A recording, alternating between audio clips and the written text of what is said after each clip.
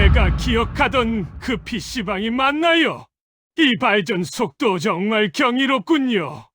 젠슨왕의 한마디에 지금 전 세계가 발칵 뒤집혔습니다. 2025년 10월 경주 APC 일정을 마친 이후 젠슨 황은 아무도 예상하지 못한 선택을 했습니다. 그는 경호 인원을 최소화하고 오래전 기억 속에 남아있는 한국 PC방을 다시 보기 위해 경주의 한 PC방으로 조용히 들어갔습니다. 하지만 이번 방문에서 그가 마주한 건 과거의 기억과 완전히 다른 모습이었습니다. 젠슨 황이 다시 한국에 왔을 때 눈앞에 펼쳐진 PC방은 그가 알고 있던 시대와 차원이 다른 모습이었습니다. 고요함과 세련된 자동 시스템, 그리고 압도적인 기술의 조화. 그는 엔비디아가 성장할 수 있었던 이유를 다시 확인했습니다. 젠슨 황의 방문 이후 전 세계가 한국을 연구하고 다시 보기 시작했습니다. 지금부터 그 숨겨진 이야기를 시작하겠습니다. 시작에 앞서 좋아요, 구독 눌러주시면 감사하겠습니다. 안녕하세요. 저는 올해 42살 마이클 코먼입니다. 샌프란시스코에 있는 테크 전문 매체에서 15년째 기자로 일하고 있어요. 제 전문 분야는 반도체와 하드웨어 산업입니다. 지난 2025년 11월 경주에서 열린 아시아 태평양 경제협력체 젠슨 황이 연설을 하기 위해 단상에 올랐어요. 그는 평소처럼 검은색 가죽 재킷을 입고 있었습니다. 질의응답 시간에 한 기자가 물었어요. 엔비디아의 성공 요인이 무엇이냐고요? 젠슨 황의 대답은 예상 밖이었습니다. 그는 한국 이야기를 꺼냈어요. 한국의 PC방 문화와 e스포츠가 엔비디아 성장에 결정적 역할을 했다고 말했죠. 2000년대 초반부터 한국 게이머들이 고성능 그래픽카드 수요를 만들어냈고 그 덕분에 엔비디아가 기술 개발을 지속할 수 있었다는 설명이었습니다. 저는 그 말을 들으면서도 고개를 갸우뚱했어요. 물론 한국의 게임 문화가 독특하다는 건 알고 있었습니다. 하지만 그게 정말 글로벌 기업의 성장에 그토록 중요한 역할을 했을까요? 솔직히 말하면 반신반의했어요. 젠슨 황이 한국 시장을 치켜세우려고 과장하는 게 아닐까 싶었습니다. 외교적 수사라고 생각했죠. 저는 2004년에 한번 서울에 간 적이 있었어요. 당시 한국의 PC방을 직접 본 기억이 있었습니다. 좁은 공간에 낡은 컴퓨터들이 빼곡히 들어차 있었죠. 담배 연기가 자욱했고 라면 냄새가 진동했어요. 젊은이들이 밤새 게임을 하는 모습이 인상적이긴 했지만 그게 첨단 기술의 요람이라고 보기는 어려웠습니다. 그저 저렴한 오락 공간 정도로 느껴졌어요. 그런데 젠슨 황은 진지했습니다. 그는 최근에도 한국을 방문했다고 말했어요. 경주라는 도시의 PC방을 둘러봤다고 했죠. 그곳에서 본 것이 자신의 예상을 완전히 뒤엎었다는 표현을 썼습니다. 저는 그 말을 듣고 더욱 의아했어요. 경주라면 한국의 고도 아닌가요? 관광도시로 알려진 곳에 무슨 특별한 게임 시설이 있을까 싶었습니다. 간담회가 끝난 뒤 저는 동료 기자 몇 명과 이야기를 나눴어요. 대부분 젠슨 황의 발언을 예의상 한 말로 받아들였습니다. 누군가는 농담처럼 말했죠. 한국 정부가 엔비디아에 투자라도 요청한 거 아니냐고요. 저도 웃으며 동의했습니다.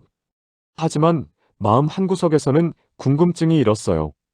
정말로 한국의 PC방이 그렇게 변했을까요? 며칠 뒤 저는 편집장에게 제안했습니다. PC방 취재를 가보겠다고요. 젠슨 황의 발언을 직접 검증하고 싶다고 말했어요. 편집장은 흔쾌히 승인했습니다. 마침 한국 반도체 산업을 다루는 기획 기사를 준비 중이었거든요. 다음 날 저는 바로 젠슨 황이 직접 방문했다는 바로 그 장소로 향했어요. 시내 중심가에서 그리 멀지 않은 곳에 그 PC방이 있었습니다. 건물 외관은 평범했어요.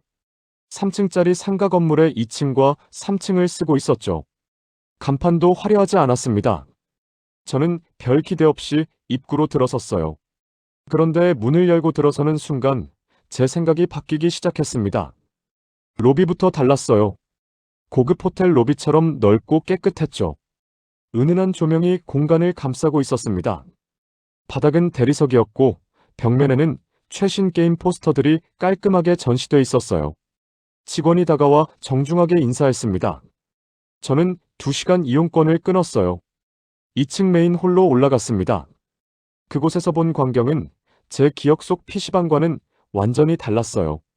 천장이 높았고 공간이 넓었습니다. 각 좌석마다 충분한 간격이 확보돼 있었죠. 의자는 고급 게이밍 체어였어요.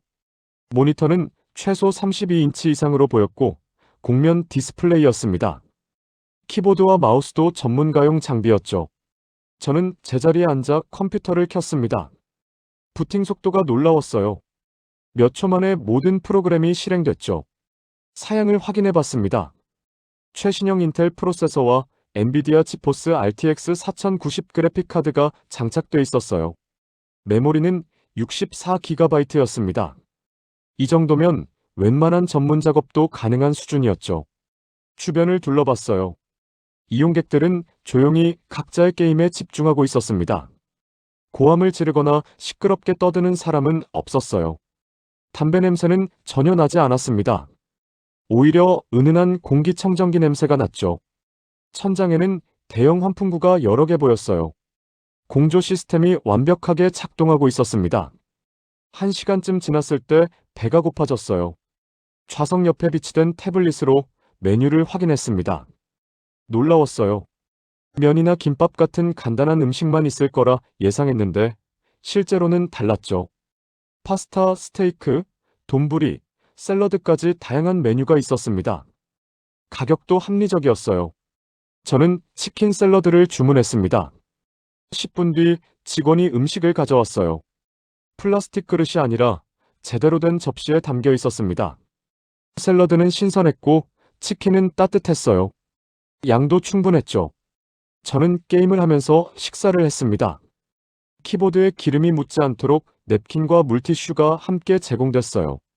그때 입구 쪽이 소란스러워졌습니다. 저는 고개를 돌렸어요.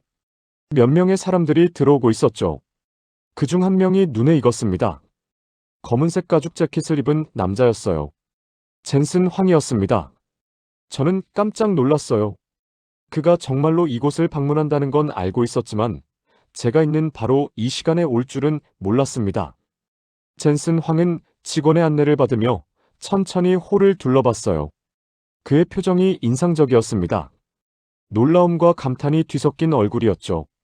그는 몇몇 좌석 앞에 멈춰서서 모니터를 자세히 들여다봤어요. 키보드를 만져보기도 했습니다. 한 이용객에게 말을 걸었죠. 젊은 남성이었는데 정중하게 대답했습니다. 저는 조용히 그 장면을 지켜봤어요. 젠슨 황이 컴퓨터 본체를 열어보고 싶다는 제스처를 취했습니다. 직원이 빈 좌석으로 안내했고 케이스를 열었어요. 젠슨 황은 내부를 들여다보며 고개를 끄덕였습니다. 그의 눈이 커졌어요. 감탄하는 표정이 역력했죠. 그는 동행한 사람들과 몇 마디 나눴습니다. 영어였지만 거리가 멀어서 정확히 듣지는 못했어요. 하지만 그의 몸짓과 표정만으로도 충분히 알 수 있었습니다. 그는 진심으로 놀라고 있었어요. 이곳의 시설과 분위기가 자신의 예상을 뛰어넘었다는 걸 온몸으로 표현하고 있었죠. 젠슨 황 일행은 3층으로 올라갔습니다. 저도 슬쩍 따라갔어요. 3층은 프리미엄 공간이었습니다. 개인 부스처럼 구획이 나뉘어 있었고 각 공간마다 더 큰 모니터와 고급 음향 시스템이 갖춰져 있었어요. 방음 처리도 돼 있었죠. 젠슨 황은 한 부스 안에 들어가 의자에 앉아봤습니다. 마우스를 움직이고 키보드를 쳐봤어요. 그리고 다시 한번 크게 고개를 끄덕였습니다. 10여 분 뒤 젠슨 황은 건물을 나갔어요. 저는 다시 제자리로 돌아왔습니다. 하지만 게임에 집중할 수 없었어요. 머릿속이 복잡했죠. 이곳은 분명 제가 2004년에 봤던 PC방과는 차원이 달랐습니다. 단순히 시설이 좋아진 정도가 아니었어요. 이곳은 하나의 완성된 시스템이었습니다. 좌석 배치부터 환기, 조명, 음식 서비스, 장비 관리까지 모든 것이 치밀하게 설계돼 있었어요. 이용객들의 편의를 최우선으로 고려한 흔적이 역력했습니다. 그리고 무엇보다 놀라운 건 이 모든 게 경주라는 중소도시의 평범한 상가 건물 안에 있다는 사실이었죠. 저는 직원에게 몇 가지 질문을 했습니다. 이 PC방이 언제 문을 열었느냐고 물었어요. 직원은 5년 전이라고 답했습니다. 처음부터 이런 수준이었느냐고 다시 물었죠. 그는 고개를 저었어요. 처음에는 평범한 PC방이었다고 했습니다. 하지만 이용객들의 요구와 시장 변화에 맞춰 지속적으로 업그레이드했다고 설명했어요. 장비는 얼마나 자주 교체하느냐고 물었습니다. 직원은 1년에서 1년 반 주기로 주요 부품을 바꾼다고 말했어요. 그래픽카드는 신제품이 나올 때마다 검토한다고 했죠. 비용이 만만치 않을 텐데 어떻게 감당하느냐고 묻자 그는 웃으며 답했습니다. 이용객들이 좋은 환경을 원하고 그에 대한 대가를 기꺼이 지불한다고요. 저는 자리에서 일어나 다시 한번 홀을 천천히 걸었습니다. 벽면에 게시된 공지사항들을 읽어봤어요. 정기 청소 일정, 장비 점검 안내, 이벤트 소식 등이 빼곡히 적혀 있었습니다. 이용객들의 건의사항을 받는 게시판도 있었죠. 그곳에는 실제로 여러 글이 올라와 있었고 운영진의 답변도 정성스럽게 달려 있었어요. 화장실도 확인했습니다. 깨끗했어요. 비누와 휴지가 넉넉히 비치돼 있었고 손 건조기도 최신형이었죠. 거울은 깨끗하게 닦여 있었고 조명도 밝았습니다. 이 모든 것이 단순히 돈을 들여서 만든 게 아니라 누군가의 세심한 관리가 지속적으로 이루어지고 있다는 걸 보여줬어요. 저는 다시 제 좌석으로 돌아와 앉았습니다. 모니터를 바라보며 생각에 잠겼어요. 이 공간은 단순한 오락시설이 아니었습니다. 이곳은 기술과 서비스, 문화가 결합된 하나의 생태계였어요. 게이머들은 여기서 최고의 장비로 게임을 즐겼고 운영자는 그들의 경험을 극대화하기 위해 끊임없이 투자했죠. 그리고 그 과정에서 엔비디아 같은 하드웨어 기업은 안정적인 수요와 피드백을 얻었을 겁니다. 젠슨 황의 말이 이해되기 시작했어요. 한국의 PC방이 엔비디아 성장에 기여했다는 건 단순한 외교적 수사가 아니었습니다. 이곳은 실제로 고성능 그래픽카드의 필요성을 증명하는 현장이었어요. 수백만 명의 게이머가 날마다 최신 게임을 고사양 환경에서 즐기고 있었죠. 이만큼 안정적이고 지속적인 수요가 어디 있겠습니까? 하지만 여전히 의문은 남았습니다. 이 모든 게 어떻게 가능했을까요? 왜 한국이었을까요? 왜 이곳의 PC방들은 이토록 높은 수준을 유지할 수 있었을까요? 저는 아직 확신하지 못했어요. 이 발전이 단순히 시설과 장비의 문제인지 아니면 그 이면에 더 깊은 이유가 있는지 알 수 없었습니다. 저는 PC방을 나섰습니다. 경주 시내의 저녁 거리를 걸으며 생각했어요. 이곳에서 본 변화의 진짜 이유를 반드시 더 확인해야 한다고요. 시설만으로는 설명되지 않는 무언가가 분명히 있을 거라고요. 저는 다음날 일정을 머릿속으로 정리하기 시작했습니다. 다음날 아침 저는 서울행 고속버스에 올랐습니다. 경주에서 본 것만으로는 충분하지 않았어요. 그 발전이 경주만의 특수한 사례인지 아니면 한국 전역의 보편적 현상인지 확인하고 싶었죠. 젠슨 황의 발언을 제대로 검증하려면 더 많은 현장을 봐야 했습니다. 버스 안에서 저는 노트북을 꺼내 전날 찍은 사진들을 다시 봤어요. 경주 PC방의 시설들이었죠. 사진으로 보니 더 선명하게 느껴졌습니다. 좌석 배치의 정교함, 조명의 세심함, 장비의 통일성이요. 이 모든 게 우연히 만들어진 건 아닐 거라는 생각이 들었어요. 서울에 도착한 건 오전 11시쯤이었습니다. 저는 강남 지역으로 향했어요. 한국의 기술 문화를 가장 잘 보여주는 곳이 어디냐고 물었더니 현지 지인이 강남을 추천했거든요. 지하철을 타고 이동하는 동안에도 주변을 관찰했습니다. 사람들은 대부분 스마트폰을 들여다보고 있었어요. 빠르게 화면을 스크롤하고 메시지를 주고받았죠. 그 손놀림이 매우 자연스러워 보였습니다. 강남역에서 내려 길을 걸었어요. 높은 빌딩들 사이로 각종 간판이 빼곡했습니다. 카페, 음식점, 학원, 그리고 PC방이요. 생각보다 PC방 간판이 많았어요. 저는 그중 가장 크고 깨끗해 보이는 곳을 골랐습니다. 5층짜리 건물 전체가 PC방이었죠. 입구에 들어서자 경주에서와 비슷한 느낌을 받았어요. 넓은 로비, 은은한 조명, 정돈된 분위기였습니다. 하지만 규모는 훨씬 컸죠. 데스크에 있던 젊은 여성 직원이 미소 지으며 인사했습니다. 저는 4시간 이용권을 끊었어요. 그녀는 태블릿으로 결제를 처리하더니 좌석 번호를 알려줬습니다. 3층 프리미엄 구역이었어요. 엘리베이터를 타고 3층에 올라갔습니다. 문이 열리자 탁 트인 공간이 펼쳐졌어요. 천장이 매우 높았고 창문도 컸습니다. 자연광이 적절히 들어오면서도 실내 조명과 조화를 이뤘죠. 좌석은 100여 개쯤 돼 보였습니다. 각 좌석 사이에는 충분한 간격이 있었고 칸막이도 적당한 높이로 설치돼 있었어요. 제자리를 찾아갔습니다. 의자에 앉자마자 편안함이 느껴졌어요. 요추를 지지해주는 쿠션이 있었고 팔걸이 높이도 조절 가능했죠. 모니터는 32인치 곡면형이었습니다. 화면을 켜자 선명한 색감이 눈에 들어왔어요.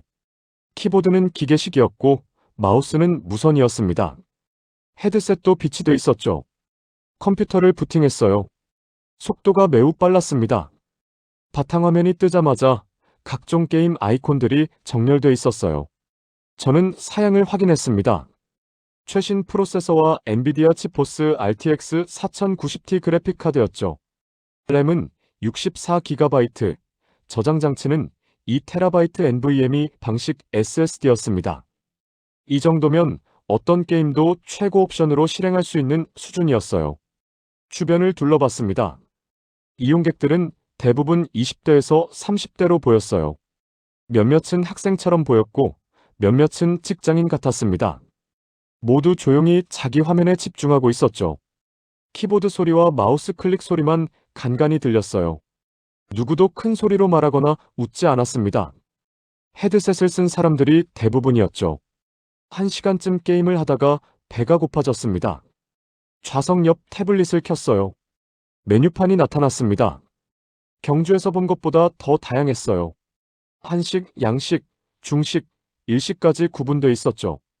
각 메뉴마다 사진과 상세 설명이 있었습니다. 가격은 일반 음식점과 비슷하거나 약간 저렴했어요. 저는 돈가스 덮밥을 주문했습니다. 15분 뒤 직원이 음식을 가져왔어요. 트레이에 담긴 모습이 깔끔했습니다. 돈가스 덮밥은 따뜻했고 양도 넉넉했어요. 함께 나온 미소시루와 샐러드도 신선했죠. 저는 게임을 멈추고 식사를 했습니다. 맛이 나쁘지 않았어요. 음식점에서 먹는 것과 큰 차이가 없었습니다. 식사를 마치고 다시 주변을 관찰했어요. 이번엔 좀 더 세심하게 봤습니다. 천장을 보니 환기구가 여러 개 보였어요. 공기가 계속 순환하고 있었죠. 냄새가 전혀 나지 않았습니다. 음식 냄새도 사람 냄새도요. 조명은 자연광과 비슷한 색온도로 설정돼 있었어요. 눈이 피로하지 않았습니다. 벽면에는 대형 모니터가 몇 개 걸려 있었어요. 각 모니터에는 실시간 게임 중계가 나오고 있었습니다. 프로게이머들의 경기였죠. 몇몇 이용객이 그쪽을 가끔 쳐다봤어요. 하지만 오래 보지는 않았습니다. 자기 게임에 더 집중하고 있었죠. 2시간쯤 지났을 때 옆자리에 누군가 앉았습니다. 20대 중반으로 보이는 남성이었어요. 그는 자리에 앉자마자 익숙한 동작으로 컴퓨터를 켰습니다. 로그인하고 게임을 실행하는데 10초도 걸리지 않았어요. 마우스와 키보드를 다루는 손놀림이 매우 빨랐습니다. 설정을 조정하고 음량을 확인하고 헤드셋을 쓰는 모든 과정이 자동화된 것처럼 자연스러웠죠. 저는 그 모습을 지켜보며 생각했어요. 이 사람은 이곳에 자주 오는 게 분명했습니다. 모든 동작이 몸에 배어 있었거든요. 그런데 특이한 건 그가 특별히 능숙해 보이지 않았다는 점이었어요. 주변의 다른 이용객들도 비슷했습니다. 모두가 이 정도로 익숙했죠.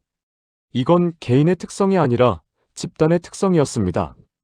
저는 자리에서 일어나 천천히 홀을 걸었어요. 각 좌석을 스쳐 지나가며 사람들의 모습을 봤습니다. 누구는 슈팅 게임을 하고 있었고 누구는 전략 게임을 하고 있었어요. 몇몇은 영상 편집 프로그램을 실행하고 있었습니다. 한 젊은 여성은 3차원 모델링 작업을 하고 있었죠. PC방이 단순히 게임만 하는 곳이 아니었습니다. 4층으로 올라갔어요. 이곳은 단체 이용 공간이었습니다. 여러 개의 방으로 나뉘어 있었고 각 방마다 6개에서 10개 정도의 좌석이 있었어요. 한 방에서는 5명의 젊은이가 함께 게임을 하고 있었습니다. 서로 소리를 지르지 않고 조용히 대화하며 협력하고 있었죠. 방음이 잘 돼 있어서 복도에서는 거의 들리지 않았습니다. 5층은 VIP 구역이었어요. 출입이 제한돼 있었지만 직원에게 양해를 구하고 들어갔습니다. 이곳은 완전히 다른 공간이었죠. 각 좌석이 완전히 독립된 부스 형태였어요. 문이 있고 내부는 방음 처리가 돼 있었습니다. 의자는 고급 안마 기능이 있는 게이밍 체어였고 모니터는 40인치 이상으로 보였어요. 심지어 작은 냉장고까지 있었습니다. 한 부스 안을 들여다봤어요. 30대로 보이는 남성이 게임을 하고 있었습니다. 화면 속 그래픽이 놀라웠어요. 빛의 반사, 그림자의 표현, 캐릭터의 움직임 모두가 극도로 사실적이었죠. 이건 최고 사양이 아니면 불가능한 화질이었습니다. 그는 완전히 몰입해 있었어요. 주변을 의식하지 않고 게임 속 세계에만 집중하고 있었습니다. 저는 다시 3층으로 내려왔어요. 제자리에 앉아 생각을 정리했습니다. 이곳은 단순한 오락시설이 아니었어요. 이곳은 기술을 체험하고 익히는 공간이었습니다. 한국 사람들은 여기서 최신 하드웨어를 자연스럽게 접했어요. 새로운 그래픽 카드가 나오면 이곳에서 먼저 경험했을 겁니다. 게임을 통해 기술의 발전을 체감했죠. 그리고 이건 단지 게임에만 국한된 게 아니었어요. 여기서 익힌 기술 감각은 일상으로 확장됐을 겁니다. 컴퓨터를 다루는 능력, 새로운 프로그램을 배우는 속도, 디지털 환경에 적응하는 유연성이요. PC방은 일종의 기술 교육 공간이었던 거죠. 학교에서 배우는 게 아니라 놀이를 통해 자연스럽게 습득하는 공간이었습니다. 저는 주변 사람들을 다시 봤어요. 그들의 표정과 자세를 유심히 관찰했습니다. 대부분 편안해 보였어요. 긴장하거나 어색해하는 사람은 없었죠. 이 공간이 그들에게는 매우 익숙한 곳이었습니다. 어쩌면 집이나 사무실만큼이나 자연스러운 공간일지도 몰랐어요. 한 무리의 학생들이 들어왔습니다. 5명 정도였어요. 모두 교복을 입고 있었습니다. 고등학생으로 보였죠. 그들은 데스크에서 체크인을 하고 4층 단체실로 향했어요. 복도에서 그들의 대화가 들렸습니다. 어떤 게임을 할지, 어떤 전략을 쓸지 이야기하고 있었어요. 그들의 목소리는 밝았지만 조용했습니다. 다른 이용객을 배려하는 듯 했죠. 저는 그 모습을 보며 놀랐어요. 20년 전 제가 봤던 PC방의 젊은이들과는 완전히 달랐습니다. 당시엔 시끄럽고 혼란스러웠죠. 하지만 지금은 달랐어요. 질서가 있었고 배려가 있었습니다. 이건 단순히 시설이 좋아져서 생긴 변화가 아니었어요. 문화가 바뀐 거였습니다. 3시간째 관찰을 계속했습니다. 사람들이 들어오고 나가는 모습을 봤어요. 어떤 사람은 1시간만 이용하고 나갔고 어떤 사람은 여러 시간 머물렀습니다. 하지만 모두가 자기 시간을 효율적으로 사용하고 있었어요. 게임을 하든 작업을 하든 목적이 분명해 보였습니다. 시간을 낭비하는 느낌이 아니었죠. 직원들의 움직임도 관찰했어요. 그들은 조용히 움직이며 필요한 곳에 적시에 나타났습니다. 음식을 나르고 쓰레기를 치우고 문제가 생긴 좌석을 점검했어요. 손님에게 불편을 주지 않으려고 조심스럽게 행동했죠. 이 모든 게 훈련된 것처럼 자연스러웠습니다. 저녁이 가까워지자 사람들이 더 많아졌어요. 퇴근 시간이 지나면서 직장인들이 들어오기 시작했습니다. 정장을 입은 사람도 있었고 캐주얼 차림의 사람도 있었어요. 그들은 자리에 앉자마자 넥타이를 풀고 게임을 시작했습니다. 스트레스를 푸는 것처럼 보였죠. 하지만 역시나 조용했습니다. 소리를 지르거나 흥분하는 사람은 없었어요. 저는 마침내 깨달았습니다. 한국의 PC방은 단순히 게임을 하는 곳이 아니었어요. 이곳은 기술과 문화가 만나는 접점이었습니다. 사람들은 여기서 최신 기술을 경험했고 그 경험이 쌓여 전체 사회의 기술 감각을 높였어요. 그리고 그 감각이 다시 더 나은 시설과 서비스를 요구했죠. 이 선순환이 20년 넘게 지속되면서 지금의 수준에 도달한 겁니다. 젠슨 황의 말이 완전히 이해됐어요. 엔비디아가 한국 PC방에 주목한 건 당연했습니다. 이곳은 그들의 제품을 가장 적극적으로 사용하는 현장이었거든요. 수백만 명의 게이머가 매일 고사양 그래픽카드를 몇 시간씩 사용했어요. 이만큼 안정적이고 방대한 수요가 어디 있겠습니까? 그리고 이용자들의 피드백도 즉각적이었을 겁니다. 새 제품이 나오면 바로 반응이 나타났을 테니까요. 하지만 여전히 궁금한 게 남았습니다. 이 문화는 어떻게 시작됐을까요? 왜 한국에서만 이런 형태로 발전했을까요? 다른 나라에도 PC방이 있지만 이 정도는 아니잖아요. 무엇이 한국을 다르게 만들었을까요? 저는 이 질문의 답을 반드시 찾아야 했습니다. 저는 PC방을 나섰어요. 강남 거리의 밤 풍경이 펼쳐졌습니다. 네온사인이 빛나고 사람들이 바쁘게 오갔죠. 저는 천천히 걸으며 생각했어요. 이 문화의 뿌리를 더 깊게 이해해야 한다고요. 시설과 기술만으로는 설명되지 않는 무언가가 분명히 있을 거라고요. 다음 날 오전 저는 서울 시내의 한 게임 개발 스튜디오를 방문했습니다. PC방 문화의 뿌리를 이해하려면 게임 산업 현장을 직접 봐야 한다고 생각했어요. 현지 지인의 소개로 중견 게임 개발사의 프로듀서를 만날 수 있었죠. 그의 이름은 김준호였습니다. 30대 중반으로 보이는 남성이었어요. 김준호는 회의실에서 저를 맞이했습니다. 그는 한국 게임 산업과 PC방의 관계에 대해 설명해줬어요. 직접 인용하기보다는 제가 이해한 내용을 정리하자면 이랬습니다. 한국의 PC방은 단순한 소비 공간이 아니라 게임 산업의 테스트베드였다는 거예요. 새 게임이 나오면 PC방에서 먼저 반응이 나타났죠. 이용자들의 피드백이 즉각적으로 개발사에 전달됐고 그걸 바탕으로 게임을 수정하고 개선했다는 설명이었습니다. 그는 또한 한국 게이머들의 수준이 매우 높다고 말했어요. PC방에서 자란 세대가 게임을 보는 눈이 달랐다는 겁니다. 그래픽 품질, 반응 속도, 밸런스, 콘텐츠 깊이 등 모든 면에서 기준이 높았죠. 그래서 한국 시장에서 성공한 게임은 해외에서도 경쟁력이 있었다고 했습니다. PC방이 일종의 품질 검증 시스템 역할을 했다는 이야기였어요. 김준호와의 대화는 1시간가량 이어졌습니다. 그는 자신도 10대 때 PC방에서 게임을 배웠다고 했어요. 그곳에서 게임 디자인에 관심을 갖게 됐고 결국 이 일을 직업으로 삼았다고 했죠. 그의 이야기를 들으며 저는 PC방이 단지 놀이 공간이 아니라 인재를 키우는 공간이기도 했다는 걸 깨달았습니다. 스튜디오를 나온 뒤 저는 강남으로 다시 향했어요. 전날 방문했던 프리미엄 PC방으로 돌아갔습니다. 이번엔 다른 시각으로 보고 싶었어요.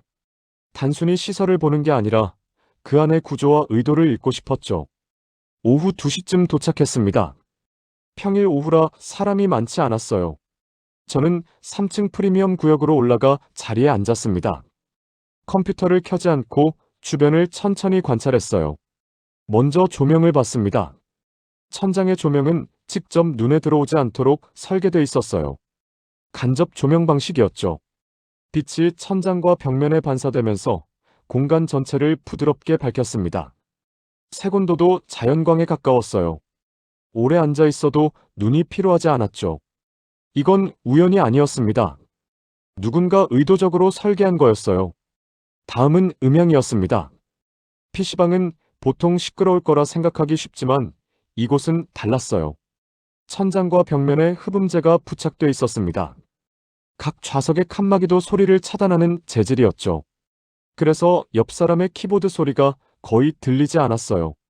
각자의 공간이 음향적으로 독립돼 있었습니다. 환기 시스템도 정교했습니다. 천장의 환기구에서 공기가 계속 순환하고 있었어요. 바람이 직접 몸에 닿지 않도록 설계돼 있었죠. 공기가 천천히 흐르면서 온도와 습도를 일정하게 유지했습니다. 어느 자리에 앉아도 쾌적했어요. 좌석 배치도 의미가 있었습니다. 각 좌석 사이의 간격이 충분했어요. 팔을 뻗어도 옆 사람과 부딪히지 않았죠. 칸막이 높이도 적절했습니다. 너무 높으면 답답하고 너무 낮으면 산만했을 텐데 딱 적당한 높이였어요. 개인의 집중력을 보호하면서도 공간의 개방감을 유지하는 균형이었습니다.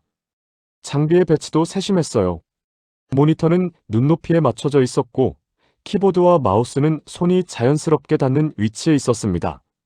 케이블은 모두 정리돼 있어서 발에 걸리거나 시야를 방해하지 않았죠. 헤드셋은 모니터 옆 거치대에 깔끔하게 걸려 있었어요. 저는 1시간 동안 아무것도 하지 않고 그저 관찰만 했습니다. 사람들이 들어오고 나가는 모습을 봤어요. 대부분 혼자 왔습니다. 자리에 앉자마자 익숙한 동작으로 컴퓨터를 켰죠. 로그인하고 게임을 실행하는 과정이 자동화된 것처럼 빨랐어요. 한 20대 여성이 들어왔습니다. 그녀는 자리에 앉아 노트북을 꺼냈어요. PC방 컴퓨터 대신 자기 노트북을 사용하려는 것 같았습니다. 하지만 PC방의 큰 모니터를 보조화면으로 연결했죠. 듀얼 모니터 환경을 만든 겁니다. 그녀는 그래픽 디자인 작업을 시작했어요. PC방을 작업 공간으로 쓰고 있었습니다. 30대 남성 2명이 함께 왔습니다. 그들은 옆자리에 나란히 앉았어요. 같은 게임을 실행하고 헤드셋을 썼습니다. 서로 대화하지 않고 게임 내 음성 채팅으로 소통하는 것 같았죠. 조용히 협력하며 게임을 진행했습니다. 40대로 보이는 남성도 왔어요. 그는 정장을 입고 있었습니다. 아마 회사 근처인 것 같았어요. 그는 1시간만 이용한다고 데스크에 말했습니다. 자리에 앉아 게임을 켰어요. 빠르게 몇 판을 플레이하고 정확히 1시간 뒤 자리에서 일어났습니다. 점심시간을 이용한 것 같았죠. 고등학생으로 보이는 남학생이 들어왔습니다. 교복을 입고 있었어요. 그는 숙제를 하는 듯 했습니다. 문서 작업을 하고 인터넷으로 자료를 검색했어요. 프린터를 사용해 문서를 출력하기도 했습니다. PC방을 스터디 카페처럼 쓰고 있었죠. 저는 이 모든 모습을 보며 깨달았습니다. PC방은 다목적 공간이었어요. 게임만 하는 곳이 아니었습니다. 작업을 하고 공부를 하고 휴식을 취하는 곳이었죠. 사람들은 각자의 목적으로 이곳을 찾았고 이곳은 그 모든 목적을 수용했습니다. 그리고 모든 이용객에게 공통점이 있었어요. 그들은 기술을 매우 자연스럽게 다뤘습니다. 컴퓨터를 켜고 프로그램을 실행하고 문제를 해결하는 과정이 몸에 배어 있었어요. 당황하거나 헤매는 사람이 없었습니다. 이건 특별한 교육을 받아서가 아니었죠. 일상에서 반복적으로 경험했기 때문이었습니다. 저는 자리에서 일어나 2층으로 내려갔어요. 2층은 일반 구역이었습니다. 좌석이 더 많았고 사람도 더 많았어요. 3층보다 가격이 저렴했죠. 하지만 장비 수준은 크게 다르지 않았습니다. 여기도 최신 사양이었어요. 한 구석에 50대로 보이는 남성이 앉아 있었습니다. 그는 게임이 아니라 주식 차트를 보고 있었어요. 여러 개의 창을 띄워놓고 실시간으로 변하는 숫자들을 지켜봤습니다. 때때로 클릭해서 주문을 넣는 것 같았죠. PC방을 트레이딩 룸처럼 쓰고 있었습니다. 반대편에는 60대로 보이는 남성이 있었어요. 그는 유튜브 영상을 보고 있었습니다. 헤드폰을 끼고 화면을 가만히 바라봤죠. 가끔 웃기도 했습니다. 그에게 PC방은 편안한 여가 공간이었던 겁니다. 젊은 여성 몇 명이 함께 앉아 있었어요. 그들은 온라인 쇼핑을 하고 있었습니다. 서로 화면을 보여주며 의견을 나눴어요. 조용히 속삭이듯 대화했죠. 다른 이용객을 방해하지 않았습니다. 저는 모든 층을 천천히 돌아다녔습니다. 1층 로비, 2층 일반석, 3층 프리미엄석, 4층 단체실, 5층 VIP실까지요. 각 층마다 특성이 달랐지만 공통된 원칙이 있었어요. 청결, 질서, 효율, 배려였습니다. 화장실도 다시 확인했어요. 청소가 완벽하게 돼 있었습니다. 비품이 모두 채워져 있었고 냄새도 나지 않았어요. 누군가 정기적으로 점검하고 관리한다는 게 느껴졌습니다. 복도에서 직원 2명이 대화하는 소리가 들렸어요. 한 좌석의 마우스가 고장났다는 이야기였습니다. 그들은 즉시 예비 마우스로 교체하고 고장난 마우스는 수리해 보낸다고 했어요. 장비 관리 시스템이 체계적으로 작동하고 있었죠. 저는 다시 3층으로 올라와 창가 자리에 앉았습니다. 밖을 내다봤어요. 강남의 빌딩 숲이 보였습니다. 저녁 시간이 가까워지면서 거리에 사람들이 많아지고 있었어요. 저는 생각했습니다. 이 도시 곳곳에 이런 PC방이 얼마나 많을까요? 수백 개, 어쩌면 수천 개일지도 몰랐습니다. 그리고 각 PC방마다 수십 대에서 수백 대의 고성능 컴퓨터가 있었어요. 모두 최신 그래픽카드를 장착하고 있었죠. 이 모든 장비가 매일 몇 시간씩 가동됐습니다. 엔비디아 입장에서 보면 이보다 더 이상적인 시장이 어디 있겠습니까? 하지만 중요한 건 단순한 수요의 규모가 아니었어요. 한국 PC방의 진짜 가치는 문화에 있었습니다. 사람들이 기술을 대하는 태도, 새로운 것을 받아들이는 속도, 높은 기준을 요구하는 자세요. 이 모든 게 산업 전체를 끌어올렸던 겁니다. 저는 노트북을 꺼내 메모를 정리했어요. 지난 4일간 본 것들을 기록했습니다. 경주의 충격, 서울의 감탄, 오늘의 이해요. 퍼즐 조각들이 맞춰지기 시작했어요. 한국의 PC방 문화는 우연히 만들어진 게 아니었습니다. 20년 넘게 축적된 경험과 투자와 문화가 만든 결과물이었죠. 그런데 문득 궁금해졌어요. 이 문화가 한국 밖으로도 퍼지고 있을까요? 다른 나라의 게임 문화도 변하고 있을까요? 취재 전 들었던 이야기가 떠올랐습니다. 최근 동남아시아와 유럽 일부 국가에서도 한국식 PC방이 생겨나고 있다는 보고요. 아직 확인하지 못했지만 가능성은 있어 보였습니다. 저녁이 됐습니다. PC방에 사람이 더 많아졌어요. 퇴근 시간 이후라 직장인들이 많이 보였습니다. 그들은 각자의 방식으로 하루를 마무리하고 있었죠. 게임을 하거나 영상을 보거나 작업을 했습니다. 저는 자리에서 일어났어요. 데스크로 가서 체크아웃했습니다. 직원이 정중하게 인사했어요.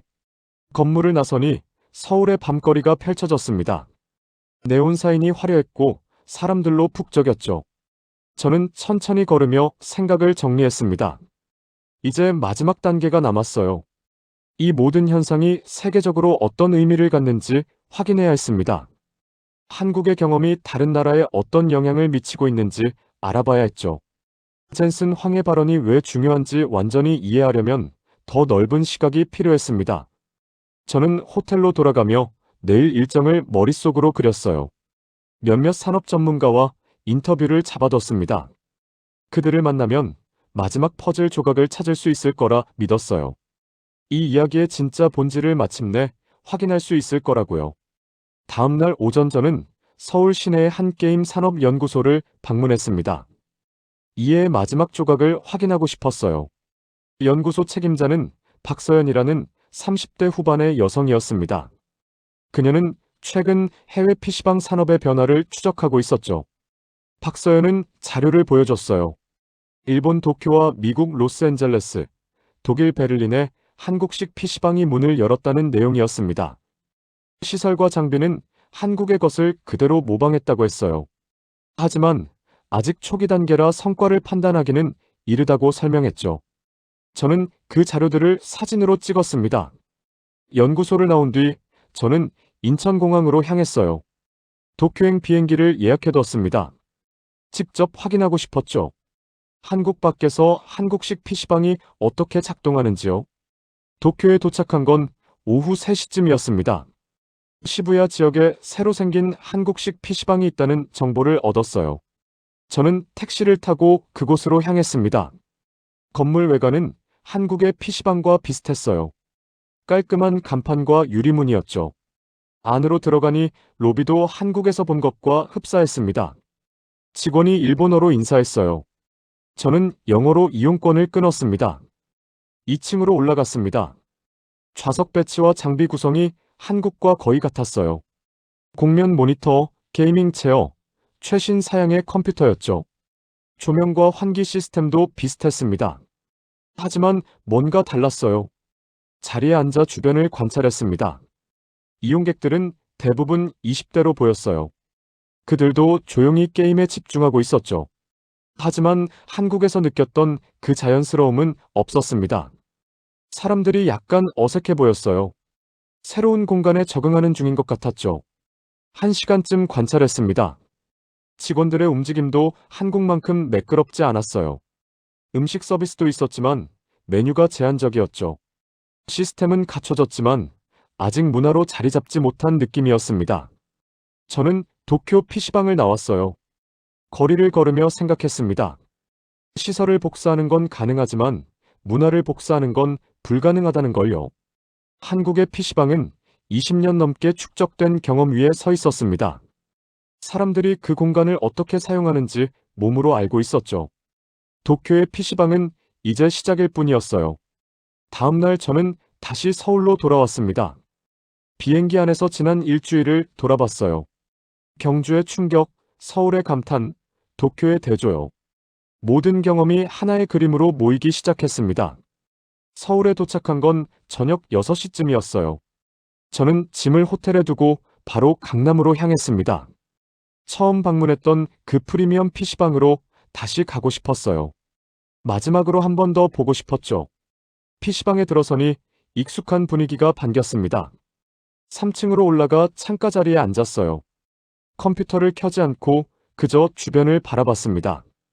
저녁 시간이라 사람이 많았어요. 모든 좌석이 거의 찼습니다. 직장인, 학생, 청년, 중년 할 것 없이 다양한 사람들이 있었죠. 각자의 이유로 이곳에 와 있었습니다. 제 옆자리에 20대 초반으로 보이는 남성이 앉았어요. 그는 게임이 아니라 코딩을 하고 있었습니다. 화면에는 복잡한 프로그램 코드가 가득했죠. 그는 빠르게 타이핑하며 작업에 몰두했어요. 이따금 멈춰서 생각하고 다시 코드를 수정했습니다. 반대편에는 고등학생으로 보이는 여학생이 있었어요. 그녀는 태블릿을 펴고 디지털 드로잉을 하고 있었습니다. PC방 컴퓨터를 보조화면으로 쓰면서 작업했죠. 때때로 확대하고 축소하며 세밀하게 그림을 다듬었어요. 몇 자리 떨어진 곳에는 30대 여성이 앉아 있었습니다. 그녀는 영상 편집 프로그램을 실행하고 있었어요. 여러 클립을 배치하고 효과를 넣고 색 보정을 했죠. 전문가처럼 능숙하게 작업했습니다. 저는 조용히 그 모습들을 지켜봤어요. 누구도 서로를 방해하지 않았습니다. 각자의 세계에 집중하면서도 공간 전체의 질서를 유지했죠. 키보드 소리, 마우스 클릭 소리만 간간히 들렸어요. 1시간이 흘렀습니다. 해가 완전히 지고 밤이 됐어요. 창밖으로 서울의 야경이 보였습니다. 빌딩의 불빛들이 반짝이고 거리에는 여전히 사람들이 오갔죠. 저는 문득 깨달았습니다. 제가 이곳에서 본 것은 단순히 발전한 시설이 아니었어요. 이곳은 한국 사람들이 기술과 함께 살아온 시간의 결과물이었죠. 그들은 기술을 두려워하지 않았습니다. 새로운 것을 거부하지 않았어요. 대신 받아들이고 익숙해지고 자기 것으로 만들었죠. 그 과정이 20년 넘게 지속됐습니다. PC방은 그 과정의 중심에 있었어요. 어린 시절부터 이곳에서 게임을 하며 컴퓨터를 배웠죠. 최신 기술을 접하고 빠른 환경에 적응했습니다. 그게 자연스럽게 일상이 됐어요. 그리고 그들은 높은 기준을 요구했습니다. 느린 컴퓨터는 참지 않았어요. 불편한 환경도 받아들이지 않았죠. 운영자들은 그 요구에 응답했습니다. 더 좋은 장비를 들였고 더 쾌적한 공간을 만들었어요. 그 선순환이 계속됐고 결국 세계 어디에도 없는 수준에 도달했습니다. 젠슨 황이 감탄한 이유를 이제 완전히 이해했어요. 한국의 PC방은 엔비디아에게 완벽한 파트너였습니다. 안정적인 수요를 제공했고 즉각적인 피드백을 줬죠. 새 제품이 나오면 가장 먼저 반응했고 가장 정확하게 평가했어요. 이보다 더 좋은 시장이 어디 있겠습니까? 하지만 더 중요한 건 다른 데 있었습니다. 한국은 기술을 단지 도구로만 보지 않았어요. 기술을 문화로 만들었죠. 사람들은 기술과 함께 성장했고 기술은 사람들의 삶 속에 자연스럽게 스며들었습니다. 그게 한국의 진짜 경쟁력이었어요. 저는 주변 사람들을 다시 봤습니다. 코딩하는 청년, 그림 그리는 학생, 영상 편집하는 여성, 게임하는 직장인들이요. 그들은 모두 자기 일에 집중하고 있었어요. 누구도 큰 소리를 내지 않았고 누구도 남을 방해하지 않았죠. 이건 단순한 질서가 아니었습니다. 서로에 대한 배려였어요. 같은 공간을 쓰는 사람들에 대한 존중이었죠. 법으로 강제된 게 아니었습니다. 문화로 자리 잡은 거였어요. 저는 생각했습니다. 선진국이란 무엇일까요? 높은 빌딩과 넓은 도로가 있는 나라일까요? 최신 기술을 가진 나라일까요? 아니면 그 이상의 무언가일까요? 한국을 보며 답을 찾았습니다. 선진국은 물질만으로 정의되지 않았어요. 사람들이 서로를 대하는 태도, 공동의 공간을 사용하는 방식, 새로운 것을 받아들이는 자세가 더 중요했죠. 이 PC방의 질서는 강요된 게 TORSDAG 아니었습니다. 사람들이 스스로 만들어낸 거였어요. 서로를 배려하고 공간을 존중하는 마음에서 나온 거였죠. 그게 문화가 됐고 일상이 됐습니다. 저는 자리에서 일어났어요. 창밖을 한 번 더 바라봤습니다. 서울의 밤은 여전히 밝고 활기찼어요. 이 도시 어딘가에 이런 PC방이 수천 개 있을 겁니다. 각각의 공간에서 수만 명이 자기만의 시간을 보내고 있겠죠. 저는 천천히 계단을 내려갔습니다. 1층 로비를 지나 밖으로 나왔어요. 찬 공기가 얼굴에 닿았습니다. 저는 거리를 걸으며 지난 일주일을 떠올렸어요. 미국에서 왔을 때만 해도 확신이 없었습니다. 젠슨 황의 말이 과장일 거라 생각했죠. 하지만 틀렸어요. 그의 말은 과장이 아니라 오히려 절제된 표현이었습니다. 한국의 PC방 문화는 세계 어디에도 없는 독특한 현상이었어요. 기술과 문화와 사람이 완벽하게 결합된 사례였죠. 그리고 그 중심에는 시설이나 장비가 아니라 사람이 있었습니다. 사람들이 기술을 두려워하지 않고 받아들였어요. 새로운 것을 배우는 걸 즐겼죠. 높은 기준을 요구했고 운영자들은 그에 응답했습니다. 그 과정이 수십 년 쌓이면서 지금의 모습이 만들어졌어요. 도쿄에서 본 한국식 PC방은 겉모습만 복사했습니다. 하지만 한국의 것은 복사할 수 없었어요. 20년 넘게 형성된 문화는 하루아침에 만들어지지 않으니까요. 저는 호텔 앞에 멈춰 섰습니다. 하늘을 올려다봤어요.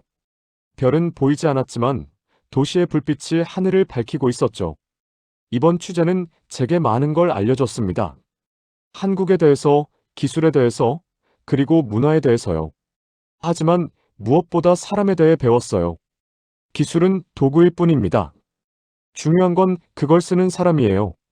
어떤 태도로 쓰는지, 어떤 방식으로 받아들이는지, 어떻게 발전시키는지가 진짜 중요했죠. 한국 사람들은 그걸 보여줬습니다. PC방이라는 작은 공간에서 말이에요. 그들은 기술을 일상으로 만들었고 문화로 승화시켰어요. 그 과정에서 서로를 배려하고 질서를 지켰죠. 저는 호텔 로비로 들어갔습니다. 엘리베이터를 타고 객실로 올라갔어요. 방에 들어서자 조용했습니다. 저는 책상에 앉아 노트북을 켰어요. 기사 초안을 쓰기 시작했습니다. 첫 문장을 고민했어요. 무엇부터 써야 할까요? 경주의 충격일까요? 서울의 감탄일까요? 아니면 도쿄의 대조일까요? 하지만 그 어느 것도 아니었습니다. 제가 정말 쓰고 싶은 건 따로 있었어요. 한국이라는 나라가 가진 본질에 대해서였죠. 저는 키보드에 손을 올렸습니다. 천천히 문장을 만들어갔어요. 젠슨 황의 발언으로 시작해서 경주와 서울의 관찰로 이어지는 이야기를요. 그리고 마지막에는 제가 깨달은 것을 쓸 생각이었습니다. 1시간쯤 지났을 때 초안이 완성됐어요. 다시 읽어봤습니다. 문장을 다듬고 표현을 수정했죠. 그리고 마지막 문장을 썼습니다. 창밖을 봤어요. 서울의 밤은 여전히 깨어 있었습니다. 어딘가의 PC방에서 누군가는 아직도 게임을 하고 있겠죠. 누군가는 작업을 하고 누군가는 공부를 하고 있을 겁니다. 저는 노트북을 덮었습니다. 침대에 누워 천장을 바라봤어요. 이번 취재는 제게 단순한 기사 이상의 의미였습니다. 한 나라를 이해하는 시간이었고 사람을 배우는 시간이었어요. 한국의 진짜 힘은 기술이 아니라 사람에게 있었다.